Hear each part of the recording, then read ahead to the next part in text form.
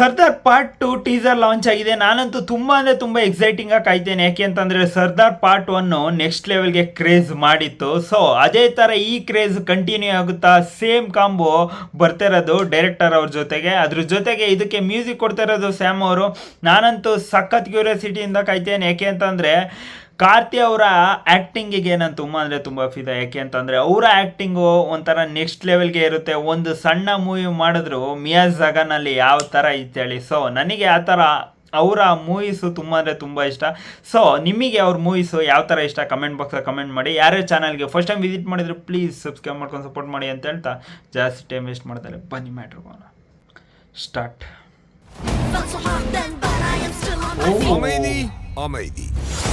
ಟೈಮೇ ತಗೊಳ್ಳಿಲ್ಲ.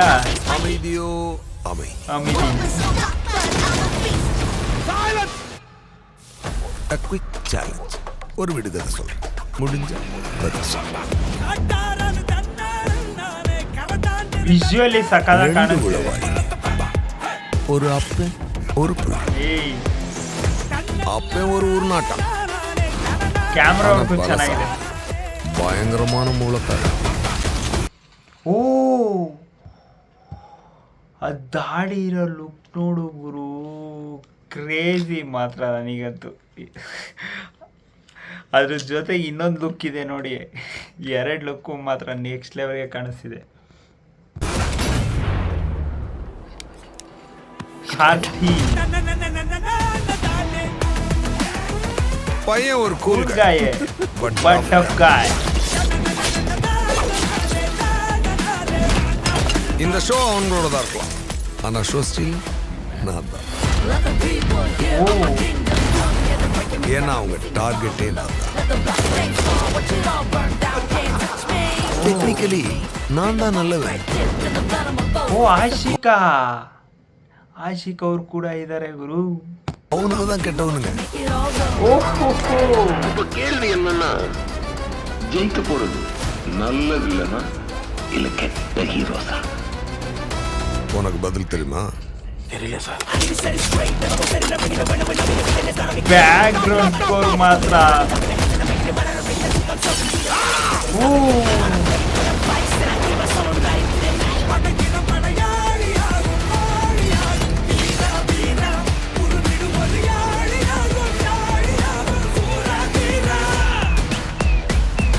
Come, let's do salsa.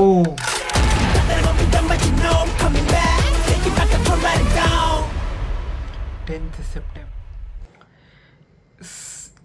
ರೀಸೆಂಟಾಗಿ ಬ್ಯಾಕ್ಗ್ರೌಂಡ್ ಸ್ಕೋರು ನಾನು ಸಾಯಿ ಅಭಿನಯಕರ್ ಅವ್ರದ್ದು ಮತ್ತು ಅನಿರುದ್ಧ್ ಅವ್ರದ್ದು ನೆಕ್ಸ್ಟ್ ಲೆವೆಲ್ಗೆ ಹೊಗಳುತ್ತಾ ಇದ್ದೆ. ಸ್ಯಾಮ್ ಅವ್ರು ಮಾತ್ರ ನೆಕ್ಸ್ಟ್ ಲೆವೆಲ್ಗೆ ಕೊಟ್ಟಿದ್ದಾರೆ.